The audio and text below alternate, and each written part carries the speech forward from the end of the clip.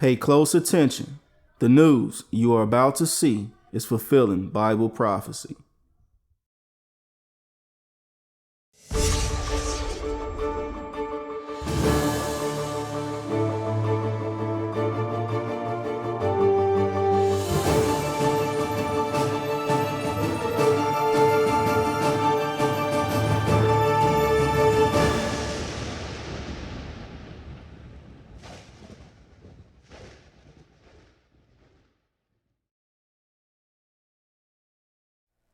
Welcome to another edition of YPN News, bringing you news as it relates to Bible prophecy and foretold by Yisrael Hawkins. Well, of course, there are some things taking place with the United States making some declarations in regards to the sovereignty of Israel and wanting the Golan Heights to be a part of Israeli state.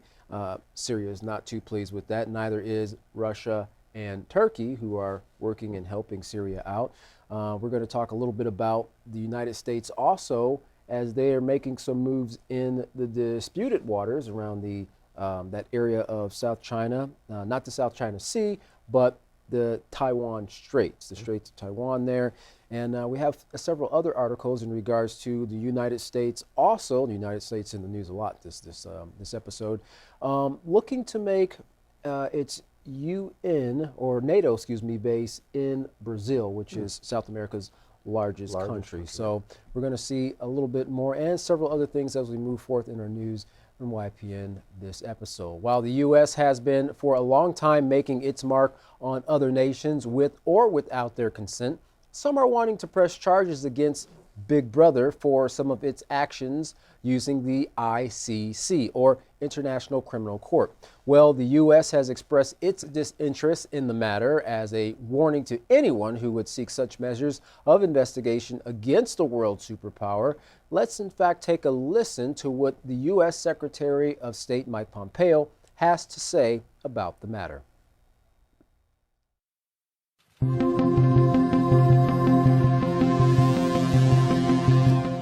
I'm announcing a policy of U.S. visa restrictions on those individuals directly responsible for any ICC investigation of U.S. personnel. This includes persons who take or have taken action to request or further such an investigation.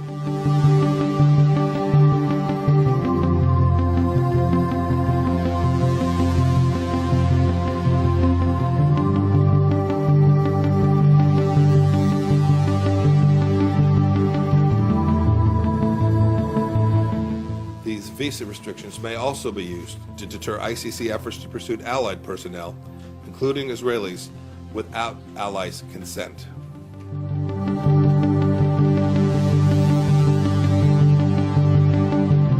I want to deliver a clear and unambiguous message on behalf of the President of the United States. The United States will use any means necessary to protect our citizens and those of our allies from unjust prosecution by this illegitimate court. We will not cooperate with the ICC.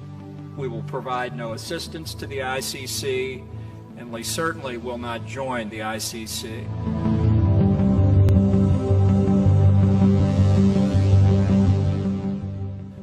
But you should know, if you're responsible for the proposed ICC investigation of U.S. personnel in connection with the situation in Afghanistan, you should not assume that you will still have or will get a visa, or that you will be permitted to enter the United States. Well, it sounds like the Secretary of State there is saying we don't really care what the ICC has to say, or if anyone should come and investigate us, we're going to continue to do what we want to. Yeah, there's a statement that says, don't mess with Texas. Well, the United States is saying, don't mess with the U.S. Yep, you bet. Well, the U.S. Navy and Coast Guard has once again sent ships to the South China Sea, increasing its presence in the disputed waters. Now, 2 destroyers sent to the area, the USS Curtis Wilbur and Bertholf, have been conducting maneuvers in the Taiwan Strait, a move which China has protested. Now, the area is a 100-mile wide strait between China's mainland and Taiwan. Now, the U.S. says that it's abiding by international law. The U.S. said in a statement, the ship's transit through the strait demonstrates the U.S.'s commitment to a free and open Indo-Pacific. The U.S. will continue to fly, sail, and operate anywhere the international law allows. But the Chinese Ministry Foreign Affairs spokesperson Zhang Shuang said China has been closely monitoring U.S. warships sailing through the Taiwan Strait. We're well aware of their activities and have filed complaints with the U.S. We urge the U.S. to abide by the One China principle and the provisions of the Three China-U.S. joint communiques. This includes the sensitive handling of Taiwan-related issues to avoid damage to U.S.-China relations, as well as to peace and stability of the Taiwan Strait. Well, the One China principle states that Taiwan is legally a part of mainland China. Now, there's been a lot of pressure on the island to merge with China, and the U.S., seeing this, is planning on talks with Taiwan to counter that pressure from Beijing. Now, William Lambert Christensen, the director of the American Institute of Taiwan, said recently in a meeting regarding the matter, U.S. and Taiwan have agreed to establish a dialogue called the Indo-Pacific Democratic Governance Consultations. He continued, this forum will explore new ways to increase our cooperation and pursue joint projects in the region that assist other countries in the governance challenges of the day. Well, those talks will be held in September. The U.S. has sold $15 billion in U.S. weaponry to Taiwan since 2010. Now, some think with the recent events that have been occurring that this might actually create a setback in accomplishing relationship goals in that region. Well, President Trump is making waves again in the nation of Israel, now calling for the territory of the Golan Heights, which belongs to Syria, to be recognized as belonging to Israel.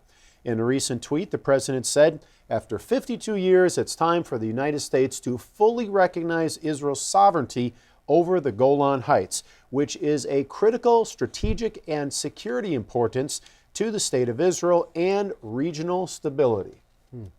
That statement came at a time when Mike Pompeo was meeting with the Israeli Prime Minister in Israel. Prime Minister tweeted, at a time when Iran seeks to use Syria as a platform to destroy Israel, Trump boldly recognizes Israeli sovereignty in the Golan Heights. Thank you, President Trump. Well, in a human rights report by the U.S. described the territory as Israeli-controlled, not Israeli-occupied. Well, with the upcoming elections in Israel, some see this as a move from Donald Trump to help Netanyahu in the election by showing the U.S.'s support.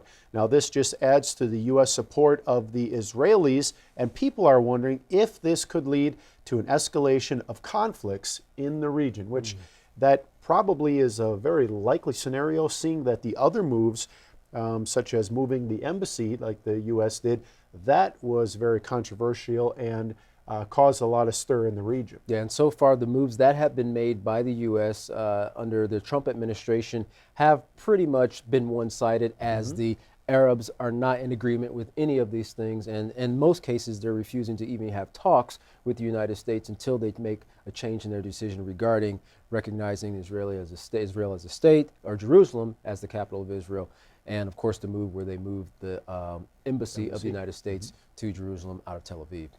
Well, in Syria, there were a lot of countries that had their hands in their affairs. Well, Syria moved rebel fighters to the area in the north of Idlib, which was already a powder keg, but became even more explosive afterwards when there was a great concentration of fighters moved to that area. Now, Turkey and Russia have been assisting in keeping the area quiet through their powerful influences on the opposing sides.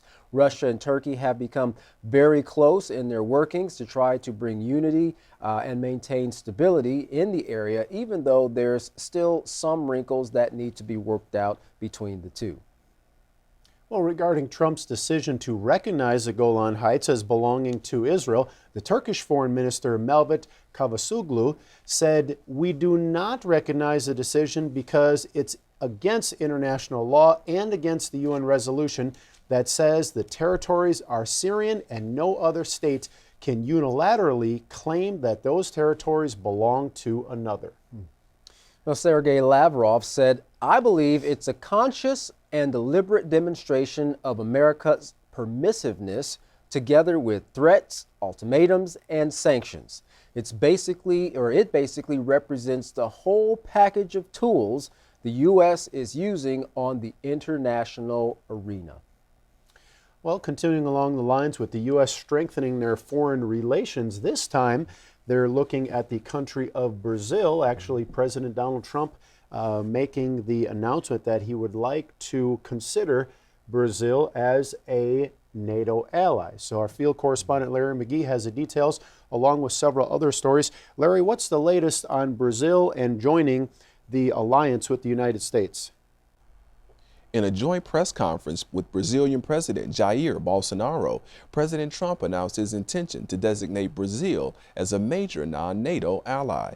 The president went further in suggesting that the partnership could also lead to the South American Republic being adopted as a NATO ally, but that, the president said, would take a conversation with many people. President Trump stated his belief that the move would greatly advance security and cooperation between the two nations. The current U.S. administration has been very open concerning its desire to establish a space force. Also coming out of the newfound friendship between the two countries is a deal to allow the U.S. to conduct space launches from Brazil. Russian Foreign Minister Sergei Lavrov is warning that the world is in a very dangerous space that could lead to nuclear weapons being launched if stability isn't reached on the issue of arms control.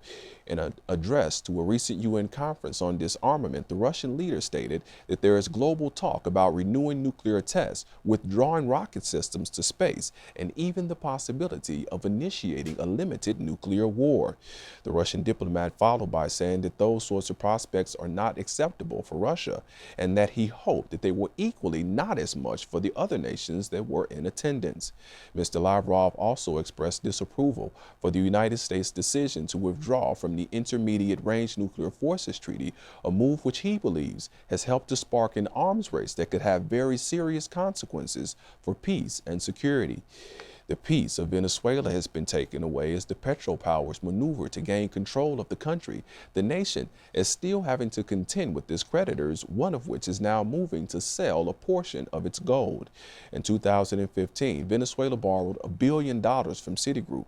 The country missed its deadline in repaying that debt, and the global banking institution is now moving to sell several tons of Venezuela's gold that was offered up front by the nation as collateral.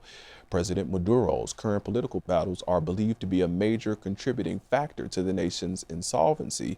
The United Nations High Commissioner for Human Rights has expressed concern that the recent sanctions on Venezuelan oil might contribute to aggravating the economic crisis within the country, with possible repercussions on the basic rights and well-being of its people. President Maduro maintains that the U.S. is carrying out a coup in the country aimed at seizing its oil. And after already having exhausted 40% of its gold reserves last year on government programs and satisfying debts due to a major reduction in petrol sales, Venezuela's precious metal of gold is diminishing and becoming more precious by the day. For YPN News, I'm Larry McGee. Katan Jeff, back to you. Yeah, well, it seems like that situation down in Venezuela is just becoming more dire by the day, not only from a government standpoint, but also the people are suffering as a result of that because they're kind of getting the blunt end of these sanctions and the hardships, and with having no food, really no resources to even medical things. And of course, recently down in Venezuela, there have been really countrywide blackouts, which kind of adds fuel to the fire. So we'll see how that picks up as Venezuela tries to make attempts to bring more resources into its country to support its people. Well, President Trump has plans to meet with leaders from the Caribbean islands and Florida soon, but there's uncertainty of how that meeting will go. Of course, the president will have some making up to do for the insulting and derogatory comments he has made in the past about countries in that region. But that is a small hurdle compared to the fact that some of these countries share close ties with Venezuela, still relying on Nicolas Maduro's government to supply them with oil. But that is President Trump's focus, to persuade these leaders to stop using Venezuelan oil. by offering them a better deal. Now, his goal in the end is to cause the collapse of the Venezuelan government through this strategy of taking away their business partners. While experts say that yes, this would indeed hurt Venezuela, it would not break the Latin American country as Trump hopes. And if you are wondering why not, the answer is not surprising but resourceful. It has been reported by a top oil and gas research firm that even though there are absolutely zero exports heading from Venezuela to the United States, they are simply shifting their supplies to their second biggest customer, India, who is willing to buy their crude oil for cash. It was also reported that tankers were heading towards Asia, although it is unclear their end destination. So while the White House makes its move to take away some local oil business from Maduro, he still has some friends, especially in India, who are willing to work with him. But nevertheless, Trump's goal hasn't changed: get Maduro out of power and replace him with Juan Guaido. Well, a Middle East trip has been in the making for some time now, involving Jared Kushner and U.S. Special Envoy Jason Greenblatt. The plan is to tour 6 Gulf countries in 7 days, which includes Oman, Bahrain, Qatar, the United Arab Emirates, Turkey, and Saudi Arabia. The goal of the U.S. delegation is to outline the economic elements of the peace initiative that is aimed at ending the decades-old Arab-Israeli conflict. Well, some believe the purpose of Kushner's visit to the Gulf states is to keep the momentum going from the Middle East summit that just ended in Warsaw, Poland. Now, there, Vice President Pence and Secretary of State Mike Pompeo met with Israelis and Arabs, excluding Palestinians, to try and form an alliance against Iran. Well, Marwan Bashar, a senior political analyst at Al Jazeera, explains, it is important for any American initiative in Palestine to be supported by the Arab world. Guess what? There isn't much left of the Arab world. Most of it is either in conflict or at war. 2 countries in particular, Jordan and Egypt, already have peace agreements with Israel, and 3 or 4 of them will never have agreements with Israel at this point, like Syria, Lebanon, Iraq, and so on and so forth. So the only thing left is the Gulf countries, he said. Well, in focusing on the Gulf states, Mr. Bashara believes the goal is to get them backing Kushner's peace plan with their wealth. Now, he used the term cash cow in referring to the Arab states. So even though the trip is about getting backing for the peace plan, it is unlikely that many of the details will be revealed to the public or even the Arab leaders just yet. It has been a long time coming, but U.S. Secretary of State Mike Pompeo has given confirmation that President Trump is planning to unveil, quote, his deal of the century peace plan in April of this year. Now, what is in the deal of the century peace plan, you might ask? Recently, Kushner was interviewed by Reuters on the topic, and while he wouldn't give full details, he did disclose that the plan was built upon which includes the Oslo Accords from the Clinton era. Well, besides this peace initiative, you will remember, as we talked about, Trump's historic announcement to move the U.S. Embassy from Tel Aviv to Jerusalem, in essence giving Netanyahu's government the ancient city and control of the long-time coveted Temple Mount. Now, the following video comments on Kushner's interview with Reuters, and then we're going to watch a compilation of the scenes in Israel back when Trump declared Jerusalem to be the new capital of Israel. So please take a look at these videos. According to Reuters, White House advisor Jared Kushner, giving a broad outline of a U.S. peace plan for the Middle East, said it will address final status issues of the Israeli-Palestinian conflict, including establishing borders. In an interview broadcast on Monday on Sky News Arabia during a visit to the U.S. allied Gulf Arab states, Kushner said the long-awaited peace proposal would build on a lot of efforts in the past, including the 1990 Oslo Accords, including the 1990 Oslo Accords, including the 1990 Oslo Accords, including the 1990 Oslo Accords that provided a foundation for Palestinian statehood and would require concessions from both sides. Millions of people from around the globe were stunned when U.S. President Donald Trump shocked the world by recognizing Jerusalem as the eternal capital of Israel and ordering the American embassy to be moved there. The United States finally and officially recognized Jerusalem as the true capital of Israel and opened our embassy in the historic and sacred land of Jerusalem. Even Prime Minister Benjamin Netanyahu admits that biblical prophecies are unfolding, that Donald Trump is a King Cyrus-like figure leading the world into a new era of man. President Trump, by recognizing history, you have made history. The Temple Mount is in our hands. Violent protests continued in the Middle East today over President Trump's recognition of Jerusalem as Israel's capital. And now the official Sanhedrin in Israel declare President Trump is advancing a prophetic process that will usher in, when the time comes, the rebuilding of the Third Temple. Yeah, definitely a hotly disputed territory, but many presidents have tried for several different terms to try to actually establish peace in that area. And Trump seems to be very determined to make it his legacy of his presidency. Well, Nikki Haley made her final address to the United Nations as U.S. ambassador at the end of 2018. As our audience knows, we have reported on the UN meetings many times before, as they are seriously seeking to answer the Israeli-Palestinian problem. Unlike her usual speeches, this time Ms. Haley said she would directly address the issue of Israel and Palestine head on. Well, Ms. Haley stated, both sides would benefit greatly from a peace agreement, but the Palestinians would benefit more and the Israelis would risk more. Now, it is with this backdrop in mind that the Trump administration has crafted its plan for peace between Israel and the Palestinians. It brings new elements to the discussion, taking advantage of the new world of technology that we live in. Haley continued, it recognizes the realities on the ground in the Middle East have changed and changed in very powerful and important ways. It embraces the reality that things can be done today that were previously unthinkable. Well, all of this talk of peace in the Middle East, but no agreements have been signed or sealed just yet. And of course, everyone is anxiously waiting for Trump to make his full plan public. Well, we have a clip to watch from the interview Jared Kushner gave with Sky News Arabia. Now, it kind of makes you wonder even more just what are their plans. Take a look at this video.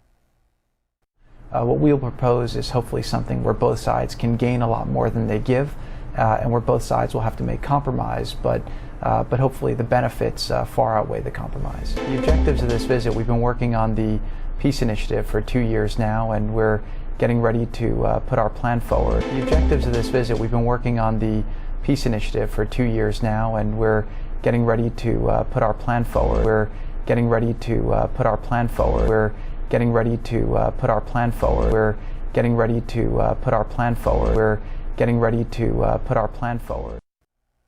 As we just heard there, Jared Kushner talking about getting ready to push our plans forward, and this would coincide right along with the work of Yisrael Hawkins in the House Yahweh, what he has been bringing forth with starting of the last 3.5 years of that Oslo Accord, which we mentioned earlier, which was that original agreement there between the Israelis and the Palestinians, which amounted to a 7-year peace plan. And we know that it went for the 3.5 years, but was shut down.